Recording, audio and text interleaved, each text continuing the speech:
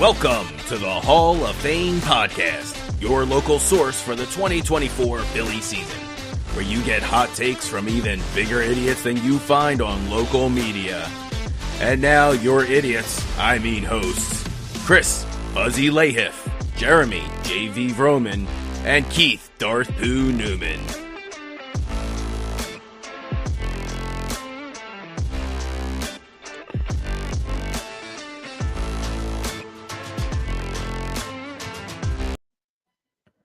Good evening. It's Tuesday. Oh, wait, no. It's Monday, April 22nd, 2024.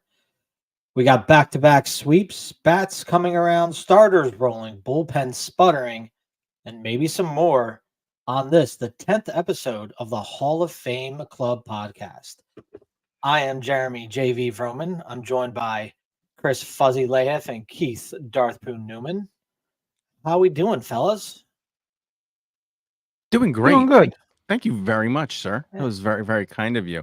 Had a nice little win from the Phils.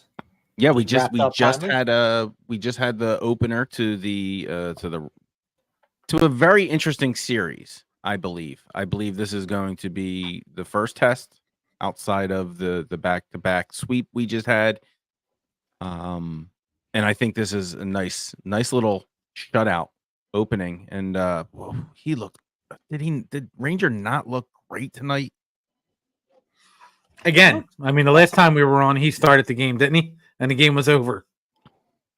Yeah, this is his last time he had a complete game, and the game was over when we started the show, and now he didn't go complete. He did not. He went 7 full. Then we had a nice. I think if it was a 1-0 game, he would have still been out there. I think if it was still no hitter, he would have been out there. Any circumstance that would have been towards because he was only at 88 pitches, I think, when he got pulled. So it was well within him going back out there, but there was nothing for him to go back out there for, and the bullpen needs to work. The bullpen has obviously been the struggle point. We're going to touch on that, but we saw Cody Clemens at first base tonight, gentlemen. Harper is on paternity leave, correct? He's already got 2 kids. I don't know why he has to be there for the third one. A kid. You really do a lot less for the second child and third child, and you're really like.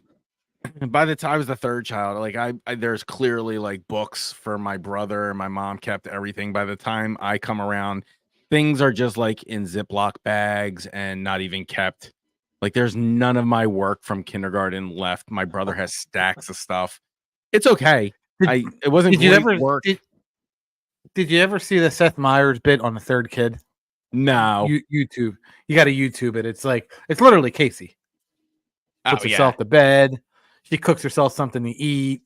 She didn't even use our food. She got a part-time job. And she the whole bit. It's literally my kid. Do you have any worries about the 1 to 3 games that Harper? I don't think Harper's going to worry now that he saw, right? He feels confident after seeing 2 extra base hits from Cody Clemens tonight. What a performance! Well, now we know how we can fix the outfield problem. You move Clemens to second. Shut up. I'm not even letting you talk. Sod over to short and put Trey out in the outfield. Jesus Christ. I just want to run you. I hope that both of you step on a Lego. Listen, Cody Clemens, he had a really good spring. It's just that they had too many good players, and they can afford to keep him down there with, moving him up and down. It's Cody Clemens isn't starting over Johan Rojas. It's not happening. He had struggled last year. I think he batted like a little under like 230. He had 4 home runs. He's a guy. Unfortunately, he's a left-handed bat. We already have that with Stott. We already have that with Marsh. We already have that. We had it with the great Jake Cave. Obviously Harper. You got Stubbs. Like shut up. So you're not gonna like. So that's just what it is. And the great Jake Cave is batting 250. Yeah, it was nice. Three It was RBIs. actually nice to see Cody. When he first came up last year, he was doing very well, and then he slumped off. So that 230 from last year is it's not really indicative of how he came up. You know, he's having a strong start up here. I mean, he's got an OPS as of one game, an OPS of 2.0. I know it's one game. I'm not stupid. It's one game. He looked great. But I also want to remind you now that Cody Clemens officially has more extra base hits than Nick Castellanos.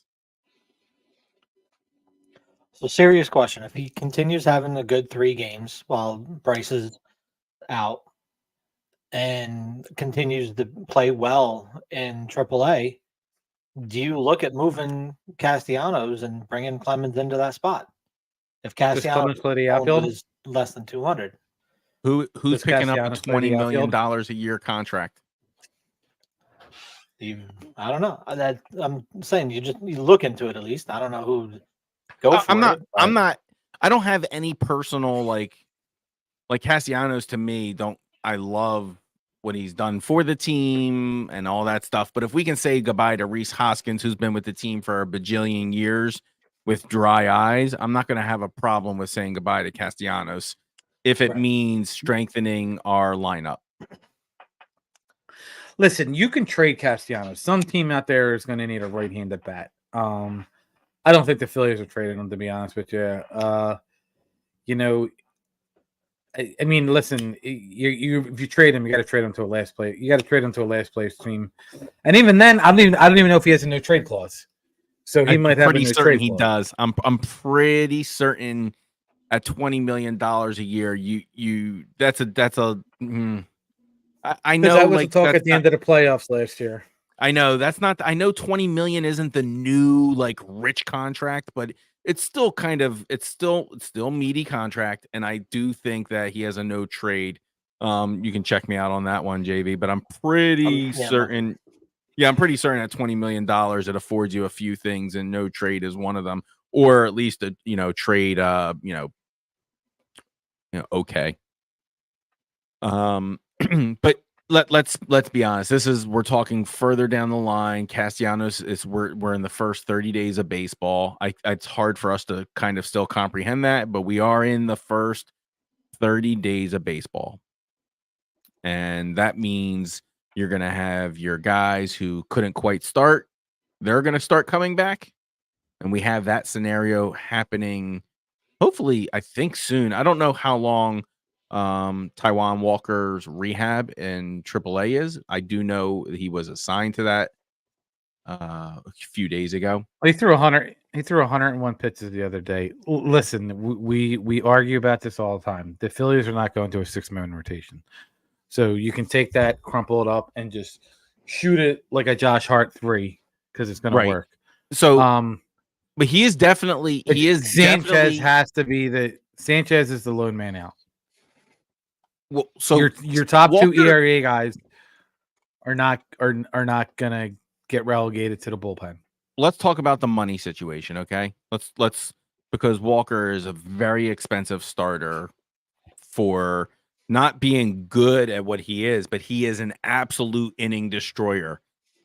He's gonna just chew up inning after inning after inning for you, and that's why you're paying him that money. So he's never gonna go. Walker is not going to the bullpen before the All-Star break. It's just not going to happen. You got to understand something. Taijuan Walker only makes $18 million. Yeah, but he's one of the higher paid pitchers on the Phillies. I think he's top 5. I think he's third, actually. Third. So he's probably third. So I know he was top 5. So he's getting a very huge contract, and they're never going to relegate him to. But you also have the problem with Turnbull looking like a stud out there.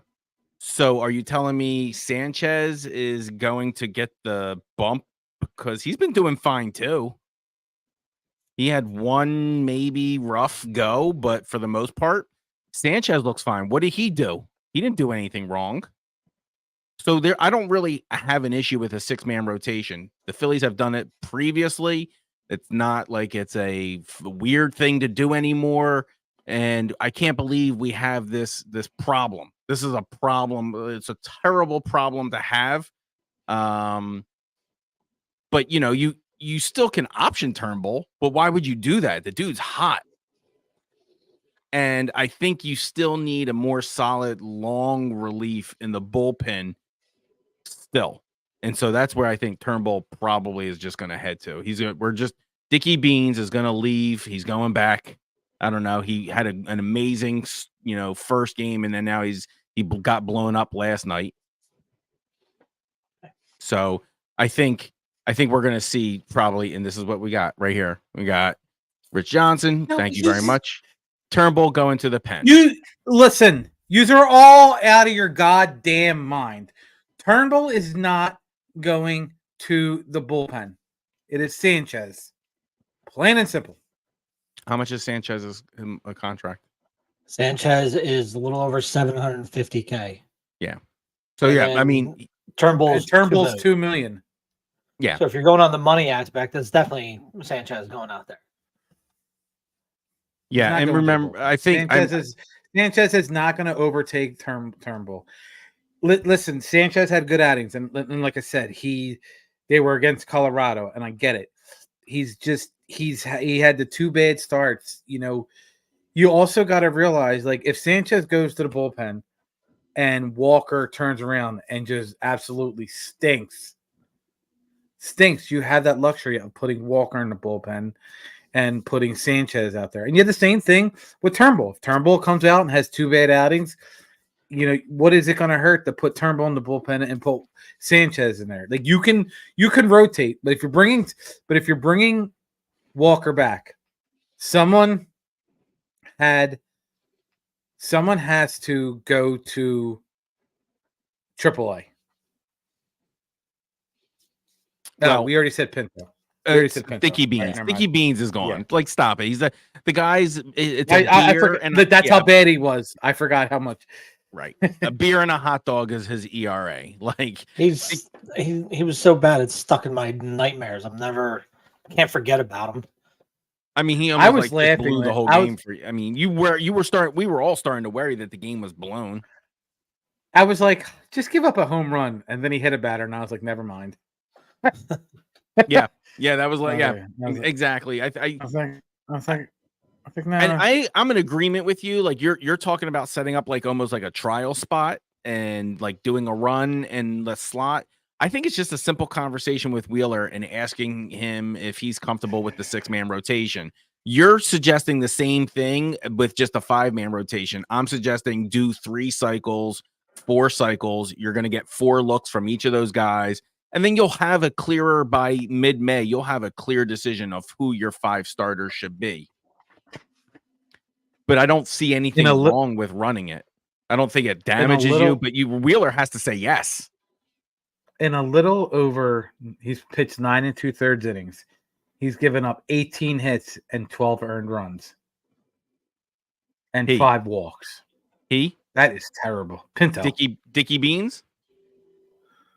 Yeah, Dickie Beans is he came on really strong, and I saw, but man, did he his last really just kind of decimated his stats there. It's not even close. I think the next closest ERA is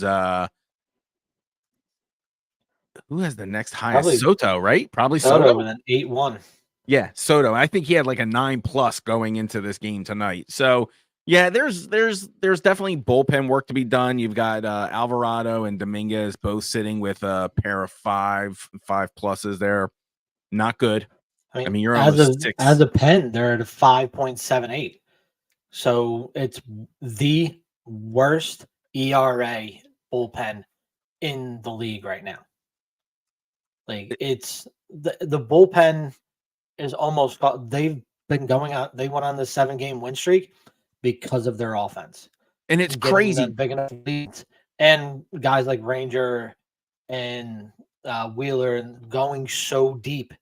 If it wasn't for those deep runs and that offense finally coming around, we'd be talking about a 7-game losing streak, not a 7-game winning streak. because this bullpen's not holding leads for anything as a group. Yeah, Alvarado got a 1-pitch save, but it was 9-1. He shouldn't have had to be in a safe situation last night. That was ridiculous. There should have been a day off for him. You've got a lot of guys in the bullpen that are looking like $1 million. Marte is looking really good, really, really trim. He's throwing just the right amount of pitches. Strom, he had a rough one outing out there, but for the most part, he's throwing pretty lean. Fuzzy, what do you do with a bullpen that you can't even determine who your closer is yet? You just don't know, right? Like, well, you don't know. Okay, so I want to circle back on something. So we're talking about Soto's ERA. He had a really bad game. He had one bad game. He had one. He gave up 5 runs in 1 1/3 innings. So before today, he had one inning, 0 runs, 2 strikeouts. Against the Rockies, he gave up 5. Against Pittsburgh, he gave up 0. Against St. Louis, he gave up 1. Against St. Louis, he gave up none, had 2 strikeouts. Against Washington, he gave up none. Against Cincinnati, he gave up none. In the 2 games against Atlanta, he pitched 1 1/3 innings. He had 0 runs. He's only had 1 bad game. Yeah. And the problem is the numbers look so inflated because he only pitches 1 inning. So he's going to need probably 6 or 7 more outings of 1 inning for that 8-10 to come down to where it needs to be, which is like 3.0. Yeah. Dickie Beans, he's gone. He's gone. But we are within the first 30 days. So, yeah, everything's going to look so much more inflated. But there are numbers here that look very normal, right? No one's blinking an eye at Strom having a 2.08, although it's not going to stay that way for the season. We'd be lucky if he stayed sub 4 over the season. So there are just, we're looking at these numbers and we're looking at them early and we're not thinking of there may have been an inflated game. And they're just truthfully. There's definitely going to be like that ERA by the end of next week because Hoffman, his ERA is 1.80 after today's thing. Right. So like it's stuff like this that is going to bring this down. If these don't go down, then it's an issue. But a 5.4 ERA. I say the thing that's keeping that up there is that they're walking people. Like that they're 15th in the league in walks right now. Like they're walking and then they give up the runs. I mean, 43 earned runs for a bullpen puts them 22nd in the league. Okay, so they're giving up. So they're 15th in the league. So they're right in the middle of the pack. Yeah, but it's hurting them. That's the thing. Like, but it's not hurting them because they're wrong time. There's 7 games or 5 games over 500. Or 6 games. You're not going to sustain that. If you stay at that ratio, you're relying a lot more on this offense than needs to be. And we all know this offense is streaky. So that streak could end up hurting you if this bullpen doesn't start getting guys out more consistently. I think we're looking too much into the bullpen. Listen, there's a reason why they're ranked one of the best bullpens in Major League Baseball. I know we were very skeptical. I know it was very frustrating the first weekend of the season. And again, I'm sure if you take away that first series, I guarantee you those ERA numbers are a lot better than what they are. The problem is that first series was you can't take it away. Right. Yeah. It's the Braves. You can't take that away. It's a division rival. It's one of the most important series that we have, and it's a nice metric to know where we are going to stand against a 100+ seasonal win team, right? So, are they looking the same? Yeah, they're looking. Their story is looking almost identical to last year, with they're battling injuries, but somehow still winning. Right? This is just picking up from right where there's no trades that the Braves have done at this point, right? There's no trades that they've done that have helped them. They are literally just surviving as a team right now, and that is who we can't take away that first series. And unfortunately, that first series means a hell of a lot when you're playing a really good Like, team. yeah, the Braves just keep on rolling. Like their backup catcher Travis d'Arnaud, and in his last 9 at bats, he's got 5 home runs. I hope he steps on the Lego. D'Arnaud, where, like right? Like, wasn't that guy like dead? No, that was the brother. Oh, okay. So it's the little. Is it the little brother? No, I forget which one's older. The Braves had the one that plays shortstop, Right. and then let him go, and then they signed Travis, the catcher. I forget what the shortstop's first name is, but I don't think he's having that strong of a season either. So it's like, yeah, he basically died. Yeah. What do you like when you're looking at the team and you're judging, all these little things? What are you tweaking, right? How does the fielding look to you guys? Are you have any questions about the fielding currently? No, I'm a little confused with the outfield. I am. I know that Topper is relegating it to basing it on the pitcher for the day. He's doing a lot of analytics, but from day to day, you have no idea what your lineup's going to be. You guys okay with that? You know who your 1 through 4 is going to be. Okay. And are you okay with that? Is my point. Like, are you okay with your percentage, your majority of your lineup is undetermined until the day of? Well, it's not Some really people don't like that. I know there's a undetermined. lot of fans who do not like that at all. They want their 1 through 9 to be consistent. They want to know what it is, who it is. But now we have this huge onslaught, I think, of new baseball where it just depends, right? Depends on what's going on. And it should that you have to adjust. And the old school of thinking of you got to have the best guys in there against every pitcher. Mm-hmm. Well, if they struggle against a certain type of pitcher, a certain left-handed, right-handed, a primarily sinker ball guy, whatever, you got to play to your strengths. And we saw it start working with the Athletics, with Moneyball, all that. You saw it start coming around. They were successful. But now with the analytics being available to guys at such younger ages, they're learning how to maximize their skill. So they took what the A's did and upped it a notch.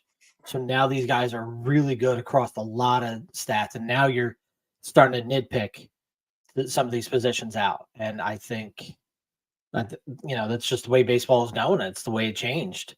You see the best players against these things, and you're trying to maximize the opportunities.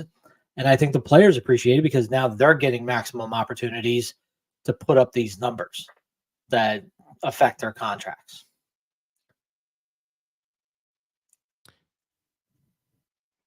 So I see there's like almost a real need to have a position by committee.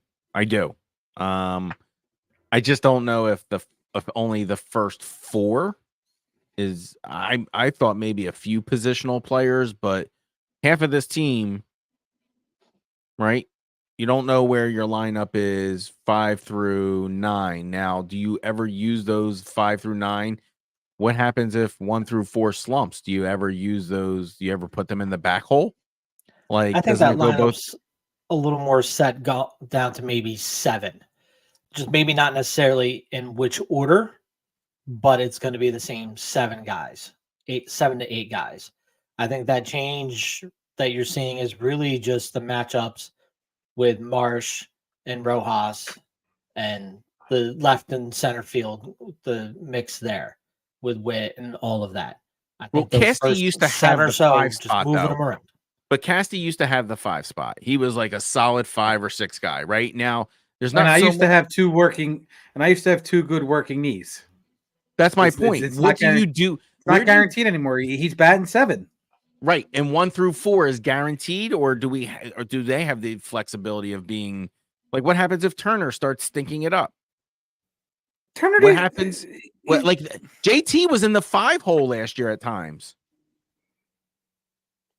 He If went it's from the the best 3 to the matchup, that's what you do. I don't think those top 4 are changing. right. Hold on. Based on who Real they're quick. facing. Like it's got to really dig in, and maybe their changes come with what their days are off are. Right. You know, Since we brought up JT, I need your guys' opinion. Yeah. Who wore it better?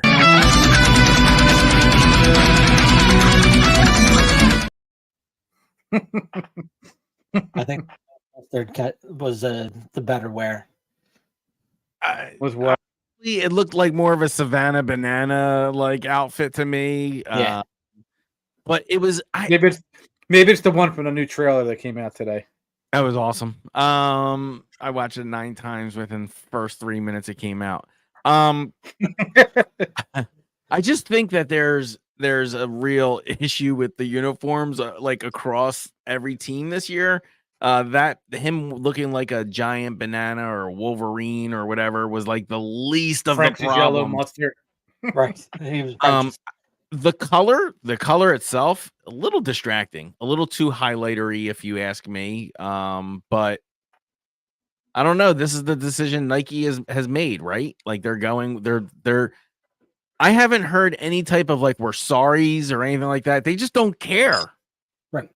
They couldn't care less. They're like, okay, we know This it's goes thinner. back to what I said last week with MLB is trying to ruin MLB by not having standards set for your uniforms and not coming out and saying, "Hey, Nike, fix this. This is wrong. We can't have this," and putting the onus on Nike to step up and do it. For them to put the onus, I mean, I don't know when that Boone clip is that you sent us. I don't know what was that from recent, because that like him getting tossed just for standing there, like stuff of like the that. fan? They need Oh to my bring God. out. They need to bring and make umpires publicly accountable for what they do. So you're right. You're absolutely right on that. But their union is ridiculous. So we're sitting there and we're talking about the uniforms. And again, I think the marketing department for the Major League Baseball has to be the worst in all of sports. Because somebody went into a meeting and said, let's present this. And everybody was okay with it. Right. So now the best part about this is Can you put that back up? Is- I just please. Oh, so the best part That about font's this better than ours. Yeah. So the best part about this is so I sent this to Melissa, who is my wife, and she's a baseball fan. So she's like, these aren't bad. I see it, old school with the pinstripes. I can see why the Yankees would do that. And I was like, it's the Mets. And then she Mets. just started cracking out laughing. Yep. Mets. Like The thing is, with the Mets are a city connect all over. Like it's old school baseball connect. The reason their colors are blue and orange are because the Dodgers and the Giants left the city. Like why aren't they like? Why did they need a new city connect? They connected to the city. Steve-O, you're not wrong. Steve. You're not wrong. You trashy, but you're not wrong. Yeah, Steve, I wish Travis d'Arnaud steps on a goddamn Lego. I'm tired of. He's got 9 home runs, 5 home runs, and 9 at bats. Seriously. Yeah, they just again. I don't know the Braves can they just produce even when you're like there's no reason they should be producing right now. They lost like one of their best rotation man. They lost the best pitcher in baseball. Yeah. Like I don't. There's just so much that they should just be down on their luck for, but nope. These sons of a bitches keep finding a way to win. And we got a 7-win streak. I thought for sure. Okay, let's. They have like a 6-game win streak.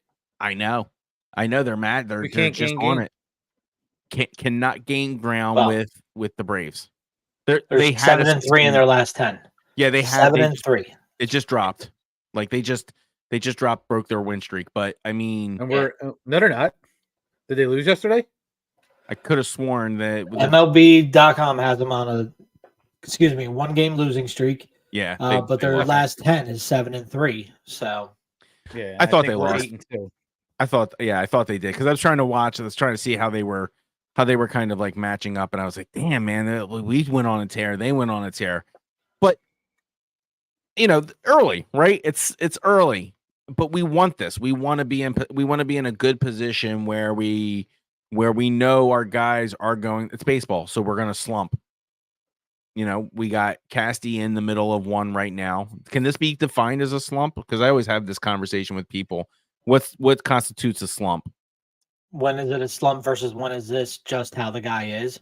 Yeah. Yeah. I don't know. I think it's, if you get past a quarter of the season, almost to the All-Star break, I'd say if he's still hitting like this in June, he is what he is. So a slump is a feeling to you, is what you're saying, right? Is that like, okay? It's if a guy's if the swings are there, if he's looking good and just not having good luck, that's a slump. Casty, I just don't think bad. Casty's there. I don't think he's a slump though. Like he's making really contact bad. with. There's a couple of good contact balls out there that he's like not. He's just getting a couple of bad breaks on. It was cold last night. He should have had yard last night, at least once. There are things that I know there's gonna be. I just don't. I'm not ready to say Casty is fully in a slump yet. I see glimmers. The swing still looks okay. What do you think? Do you think he's officially in a slump, Chris? I don't even know what the hell. What? You don't think he's in a slump? Cody Clemens has more extra base hits than him. Yeah, we said that. We started the show with that fact. If he is batting like this in June, and we are still winning, and we are in second place because the Braves refuse to lose, it'll be a miracle. Yeah. So advanced. You talk about the bullpen. You talk about the bullpen costing you games. Nick Castellanos is going to cost you games because he's going to swing at an outside slider. So what you saying? Bring up Carlos De La Cruz from Double-A? Is that what you're saying? Over Nicky Castellanos? That I don't know what you're. I don't know what you're telling me. If he's batting like this in June, something has to be done. He's got to be benched. I don't care that he makes $20 million. I don't care that his son fist pumps him. Oh, that's the B word. That's the B word. That's the B word. Ooh. Yeah.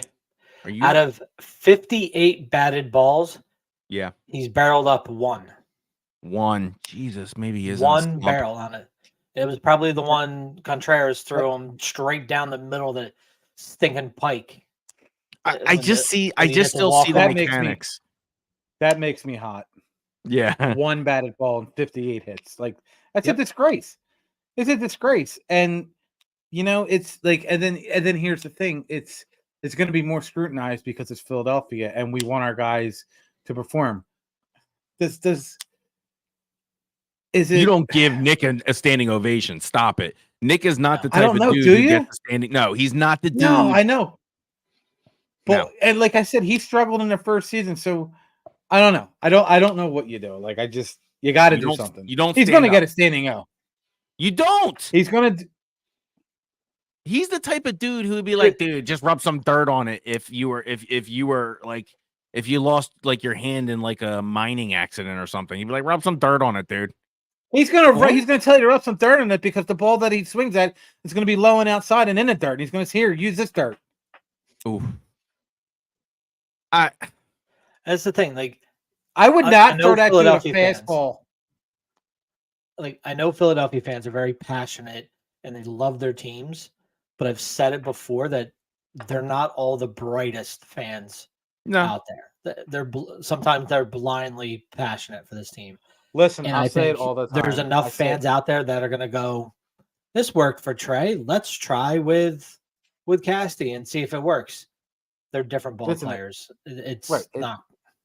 No, yeah, right. They are. And there was, and like you sit there and like I say that all the time. I said, listen, I love the Philadelphia fan base.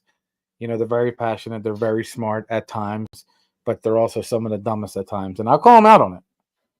And I was, like, listen, Trey Turner said it. big reason was the standing O turned his season around. You know, it's just he doesn't expect it from the fans. He thinks he should go out there and bat 343 every year like he's doing. You know, unfortunately he had a rough start to the season, and the Phillies weren't 5 games over 500 until June or July. Like right now they're 7 games over 500. If they're sitting at 500 or they're 2 games under 500, for as much as you want to sit there and blame the bullpen, Castellanos has to take some of that. That dude has left a small, as they say in Major League with Pedro Serrano, he's left a small village on base too many times. I don't know what you do with him.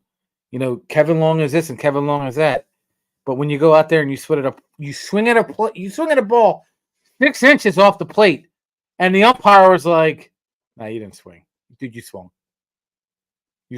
And you got away with one." I don't know what you do with him, but it's got to be a benching. You got to sit him down for a series or 2. And when do you decide that? And when do you? I mean, you're talking effective immediately? Or are you talking by like mid-May? No, you got to give him till you give him till June. Okay, June 1. Right. Let's go ahead and take a look at our. Well, let's take a look at our upcoming series. And just say is this a 4-game series with Cincinnati? No, it's just a 3. No, I thought it was a 3 job. Is it 4? I'm looking at it is 4. Right yeah, now. they are 4. You're right, because they go to San Diego after this, right? Yep. Going right to San Diego for a 3-game, then up to LA for at least 2. 3. I think because the reason is you leave. So maybe when you leave Anaheim, with Trout and you just leave Castellanos there. There's no reason. You're going to need to leave Castellanos. You're like, new phone, who this? The buses, JP Crawford, and probably like 6 years worth of baseballs. Like, listen, you're not getting out of there. What if they said to you? Back from there. What if they said to you, Castellanos, and we want Andrew Painter?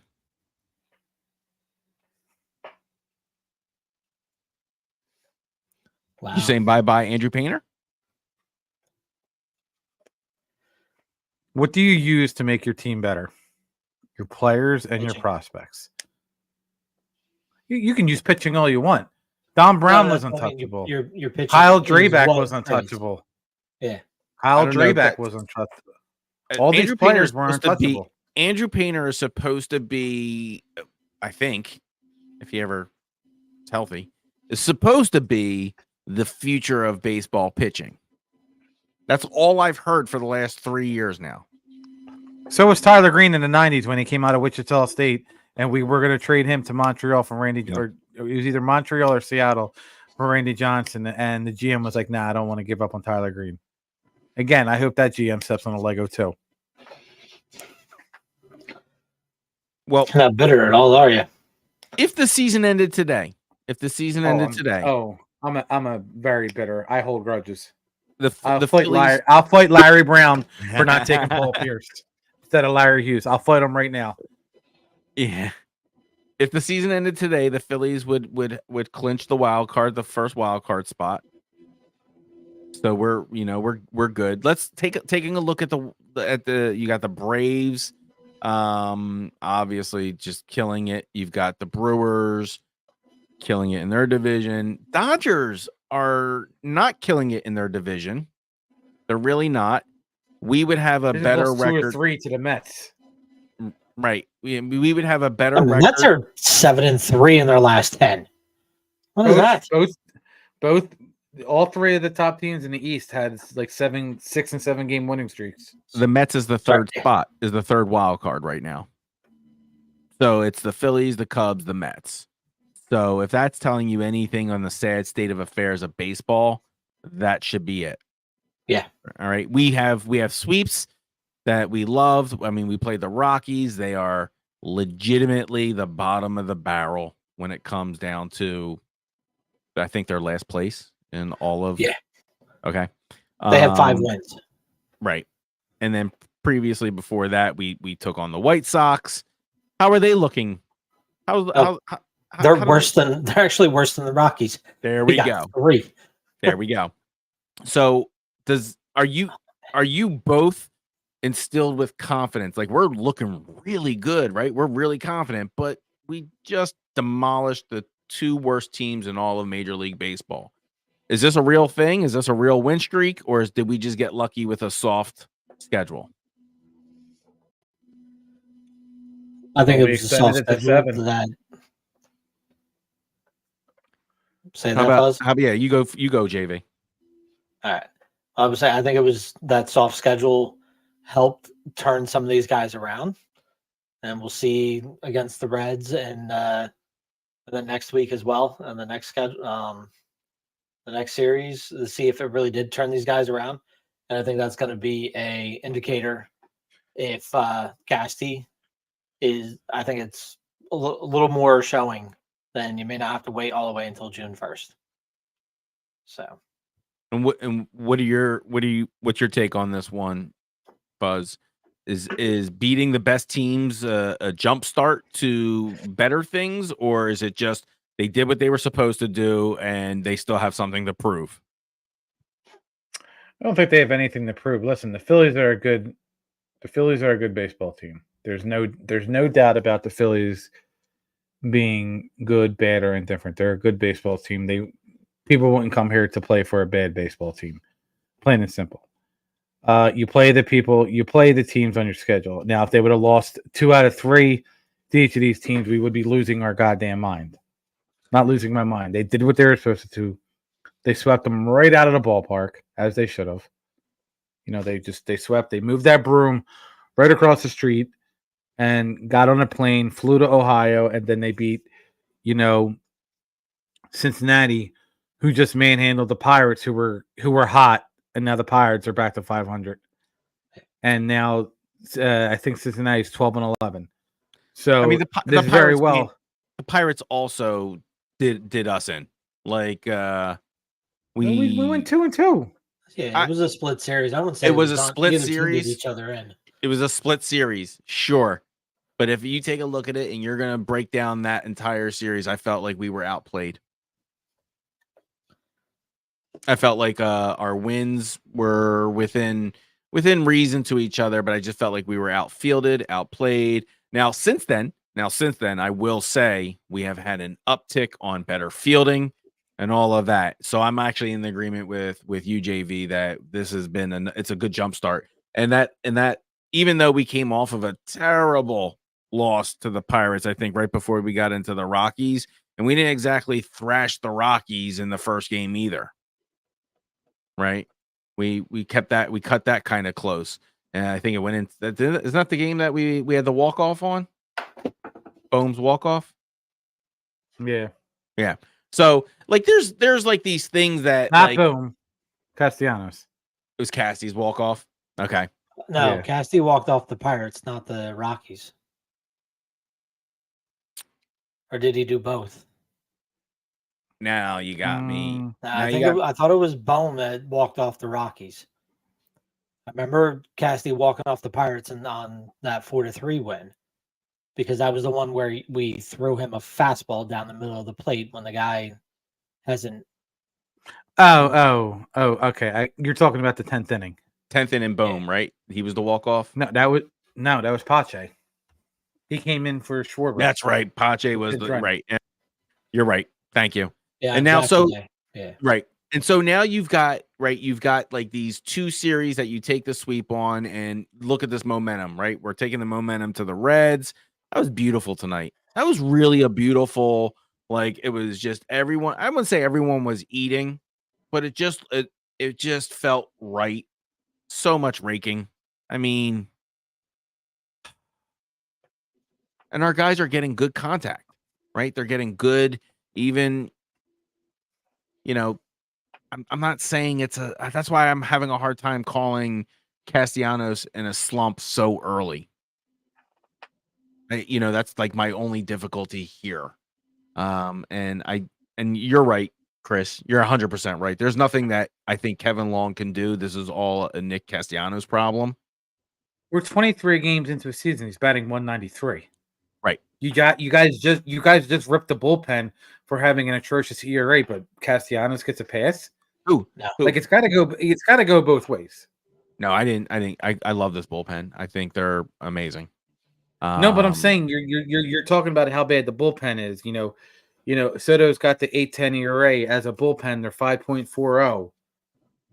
Okay, Castellanos is going to cost you more games with his swings, in my opinion, than the bullpen. I don't know if about I'd go that. as Yeah, far that's as saying like more wait a minute. games. Like you could try that argument on K&A, and they might go, oh yeah, that sounds like the math could seem to check out, but the math does not check out there. Stop that, right? But I think like for me, I can't say a dude is officially in a slump until May 1st. And I'm not saying I watch all through the month. I'm not saying I don't watch, but I feel like statistics need to really impact the guy after a full 30 days of a sample space. Now, here's the problem. Casty has played pretty much every game. Yeah, I think he's been off 2. This worries me that he's had the amount of play time and hasn't had the amount of adjustment time. And so, yes, it may be a slump soon, but I'm not ready to say it yet. He's had the second most at bats of Yeah. the team. Yeah. Behind Schwarber. Nick Yeah, and I'm worried. Bryce I'm worried. were tied, 79. I'm worried. And how many He's players up one ball. and how many players do you think he's left on base since the beginning of the season? Be ridiculous, but don't be low. Like, don't be too ridiculous. Because I was going to say 15. Jeremy Left on base. He's got to be somewhere around that 17 to 19. I wish it was that. It's 30. I mean, that's not Trust good. me, it hurt to say that shit out loud. So now that's just left on. That's not. What about runner? Do you have runners in scoring position? Just left on base. Just left on base. It's 1 2 2 3 3 3 2 3 1 1 1 1 1 3 1 4 4. They're there for him. 4. You know, He's legitimately left an offense, a defense, and half and 1/8 of a special teams on fucking on base. Sure, the team has That's also not good. been majorly across the board has been majorly guilty of that for the last year. That has been our number one Achilles heel. But are we about to say that that's 193? But as a team, we You leave a can't- ton of runners in scoring position. As a team, I don't even want to just say as Castellanos, but that's terrible. There's no excuse for 30. No excuse. Hold on. For 30. So you're gonna die on this cross, aren't you? You really are, because Jeremy just gave you the stats. 1 batted ball in 58. Terrible. Listen, Terrible. like that's not good. Oh, it's gross. Hold on. Disgusting. Almost. It's foul. But I'm not ready to call it a slump because it's not the first 30 days of baseball. Now, May 1st hits. May 3rd, really. May 3rd hits, and then the gloves are off. But I need to see the sample space because let's say here we are on the 20. This is how baseball works, right? And this is what's going to blow your mind. Here we are on the 22nd day of April, right? And we now have, let me just so we're clear. I want to get an accurate. We have 1, 2, 3, 4, 5, 6, 7, 8 more games left in April. If my man goes on a tear and gets 3 for 4 in most of those games, he's all of a sudden his batting average looks insane. Now, is that going to happen? Probably not. But I need to give him until May 1st to do that. And I'm really going to give him till May 3rd because that's when the season started. Dude, if he has 6 hits between now and May, I'll be impressed. Is that what we want to do, gentlemen? Bet. Do you know what that's put him at for their season? I think it's going to be over 6. No, that is It's not $1. a good bet because It's that $1. means teams. No, It's because that $1. means my team's struggling. No. Okay. He'll have 20 hits if he gets 6. All I need you 20. to do, all I need you to do is bet, and then he will do well. I just need you to bet against the team. Every time you do that, you or JV, you open your mouth about a single player, and they come back and they make you all look like fools. I don't talk anything. Reese Hoskins about my did it to players. me for It's years. Jeremy. No, Reese Hoskins did it to me for years. The dude would be he would be on slumps. The minute I say something about him, the dude is raking. So I don't know. I give the guys. I'm not saying some guys give until Memorial Day. I'm not giving until Memorial Day. That's a little ridiculous. Now you're talking about a fifth of the season, if not maybe a quarter of the season. I'm talking about Memorial Day. You know how much drinking I'm going to be doing if he's doing that, because it's going to be real. It's like, oh yeah, you have to take a drink every time Nick Castellanos swings at a ball in the dirt. By the end of the Giants series, if his average is not above 250, you have a serious conversation about the bench. Yes, you do. That bet I'll make. He will not be above 250 after the Giants series. Okay. Like I don't know if I believe that either, but I definitely think he's going to get at least 6 hits by then. So yes, you should not take that. That was going to just definitely be an easy win for me. But the Giants series, like I think that's a good marker for him, right? A good marker for anyone. If you're sitting, what's he sitting at, a 180? What, a 193? 193. Okay, his so 2 hits brought his average up to 193. So it's not unrealistic that so he's going to get 4 at bats per game. We've got about 12 games to go. So you're looking at another. That's a dude. You drop down to 9. Do you know what it's like to drop a $20 million a year contract to the number 9? I would love to find out, because that's where it belongs. But hold on, but then you think about it, because then it changes the at-bats for Schwarber. Like, are they going to go after Nick to get the Schwarber? Or are they going to go after the number 8 hitter? Or are they going to walk the number 8 hitter to get the Nick? You got to think of what it does. Yeah. Because here's the thing. Nick isn't going to get 30 and make it 40.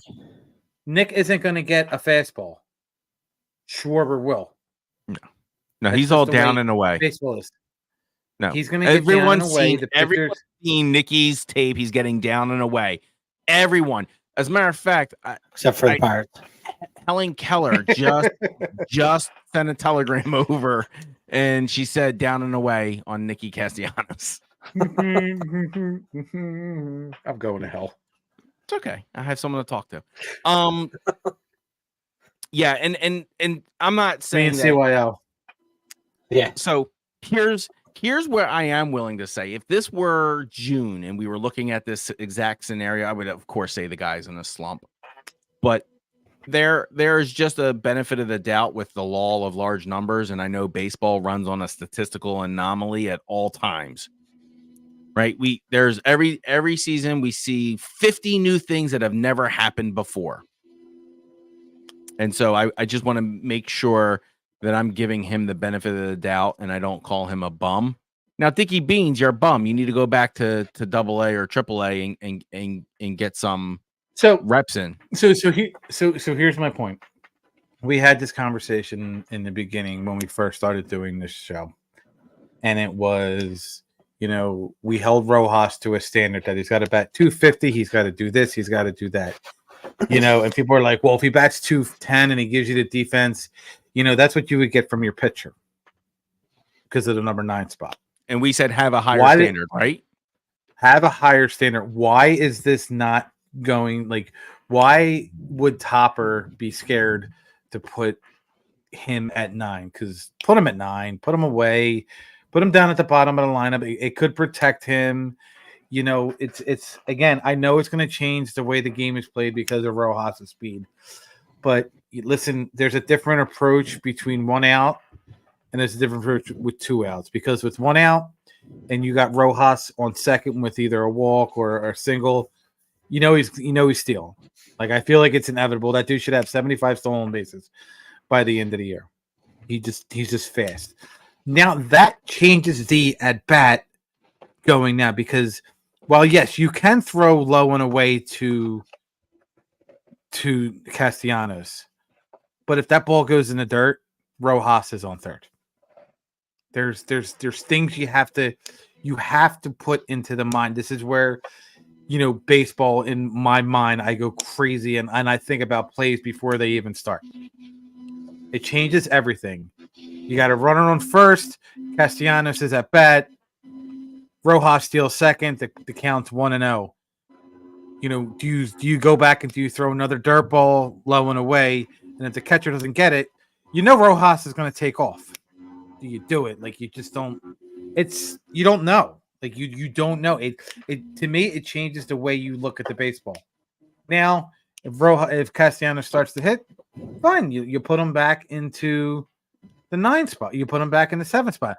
But he's not hitting in the 7 spot. There's no reason to not you want to talk about a 6-man rotation. Why can't you have a rotation at the 9 spot? Put him in there. He's not doing shit at the 7 spot. Yeah, I don't have any type of objection to him potentially being relegated to the 9. I just don't think the B word needs to be put into play so quickly.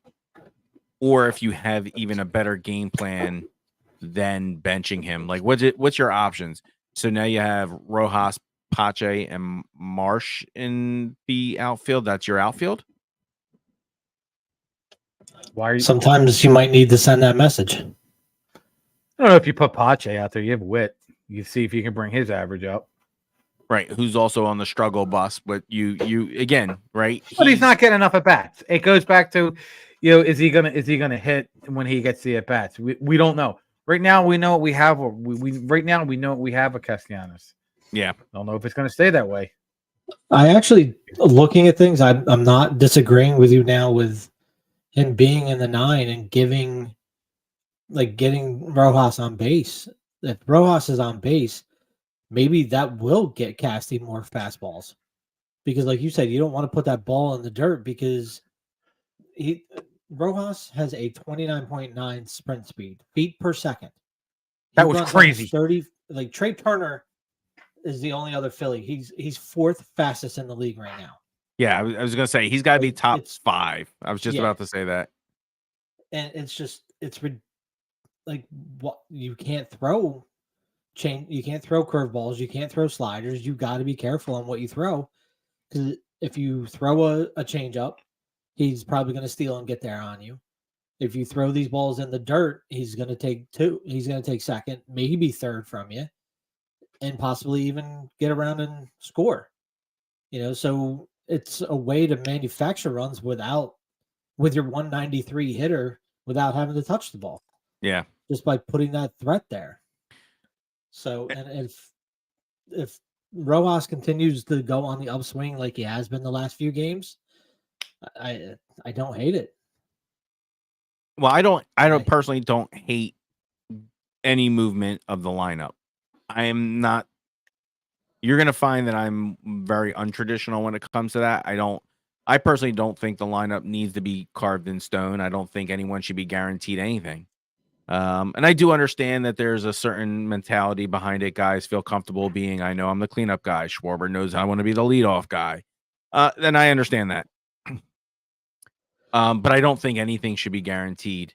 And I think your performance should dictate where you stand. If the manager feels differently, they should be able to do that very quickly and on a whim. But we do play in a league where some of that is honored, unfortunately, a little too much.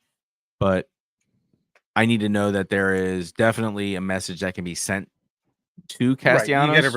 Right. And you got to remember something. We as a team, we dealt with Didi Gregorius and Odubel Herrera. Yeah. It's right. We've hidden guys in the lineup very well over the years. Let's not even act like we have really well. Right. So well that we still don't forget about them.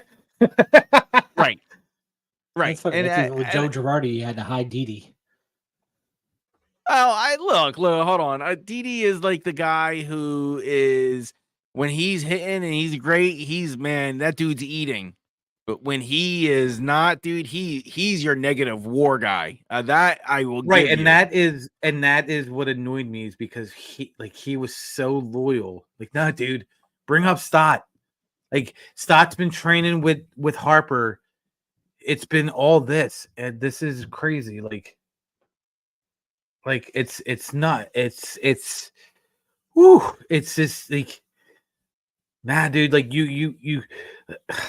The whole Bryson Stott thing and Didi Gregorius, it was a real thing that irritated me. If I'm going to be perfectly honest with you. Well, that was close. I think for a while there, people didn't really know where the team was going with the position at all. Because Girardi didn't know what to do. Well, you still had that issue with Gene, loyal too. Guy. Even with Gene, when it came down to Gene, like, you weren't. Nah. I think at the beginning of the season, people were questioning whether the Gene was going to be, re-signed as a veteran type of voice for the team. No, there was doubt. Stott did not have the job locked. He did not have it. He didn't know. He didn't do any. But my point is, what did he do that Girardi didn't get him to start him, but he played Didi? Yeah. Right. That's what I'm saying. Right. Okay. Right. It literally took Joe Girardi getting fired for us to see what Bryson Stott is. Right, because you like that's the easiest thing for Topper to go to, right? Like he knows he's already got a stud here. So it's not going to be like a bad attempt. And people want to see for years we've been talking about to get in order for us to get that World Series team, we had to decimate our farm, which is true. Which is 100% true. Our farm was decimated. So because of that, and because of the years of that, fans have been screaming and screaming and screaming for a Our farm reliable. Wasn't decimated in 2008. No, after the Ruben Amaro was like, I'm trading everybody. I'm sorry. What I meant to say is after not because of it. After 2008, Amaro just you know what he did. You know what what? But you know what's funny is why he did do that, and it made the Phillies competitive. None of those prospects turned out to be anything. So while we sit there and we bitched about Ruben Amaro decimating those farms, those players stunk on other teams. Dominic Brown works at Aldi. Kyle Drayback works at Parkwood as a Parkwood coach. He got these guys. He got a promotion. Assistant manager. He's the bagger. Good for He's him. the bagger at Aldi's.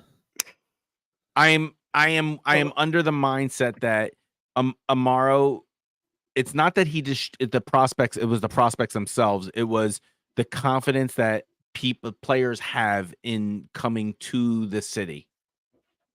Do you know what I'm saying? I don't want to grow. I don't want to be grown up through Philly because they're just going to throw me away anyway. So or they weren't going to develop yet, but now they're really starting to develop. Oh yeah, we have in the top 100 prospects. I think the Phillies have somewhere close to 7, which is that is insane. That number even exists for yeah. So that slow clap on the part of Dombrowski and the Middletons and willing to spend the money. I'm very excited for this series, and I think I'm calling it now. Casty's going to be over 250 by the end of the Giants series. Then we should have a winning record. Yeah, I'll be okay with that.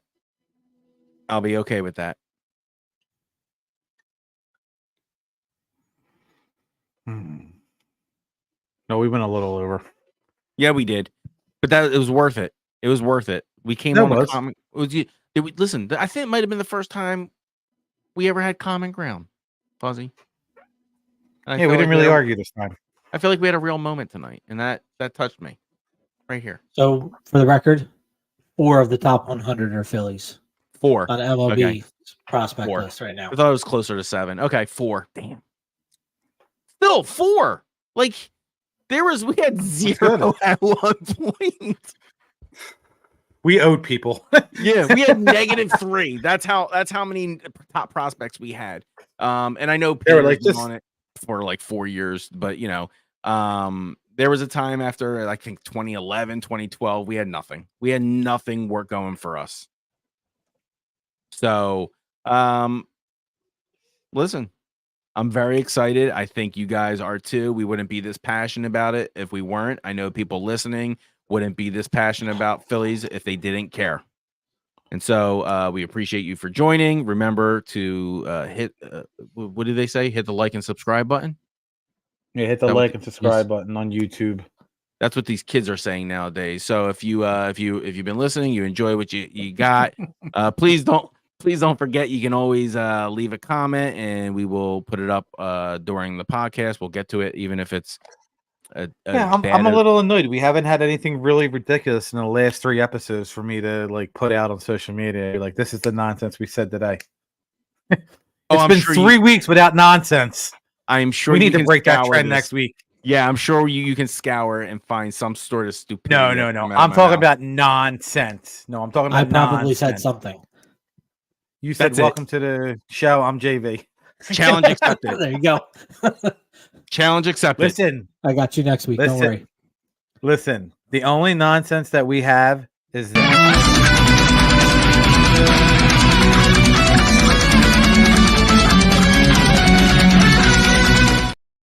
I still can't believe someone was like, this is a good idea. Sure. Like, he agreed to it. Like, I don't know.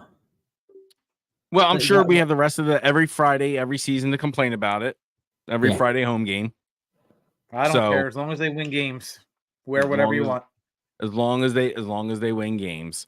It's just gonna irritate. It's just gonna irritate me because like if they make the playoffs and if they get that far, on Thursday they're gonna be wearing powder blue uniforms, and then on Friday they're gonna be wearing that nonsense if they're home. Like that janky nonsense. Yeah. Ugh. Well, listen. So, boys, this has been very, very, very fulfilling for me. I had a void in my heart that I didn't know about it until you gentlemen came into my life, and I appreciate you joining me on this Monday. We are not here tomorrow. This is a little switcheroo for us. I do believe we were back at normal time next week, Thursday at 9 p.m. Is that correct, sir? Or Tuesday. Tuesday. That's what I said, Tuesday. You guys don't pay attention very much to me, and that's the problem. Yeah, we never call you out or anything. Yeah.